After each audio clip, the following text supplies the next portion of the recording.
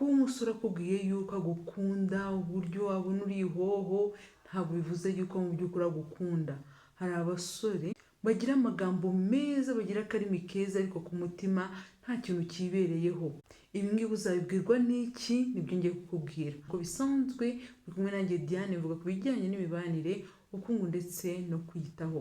Ikintu cya mbere washingiraho kuvugana kwanyu ni ikibazo. Umusore ugukunda by'ukuri ntabwo azihanganira kumara igihe atazi uburyo umerewe. Nubwo yaba ahuze bingana iki, nubwo yaba afite akazi kameze gute, azumva akeneye kumva ijwi ryawe, yumva ibiganiro mugirana kubera yuko yifuza kumenya byimbitse.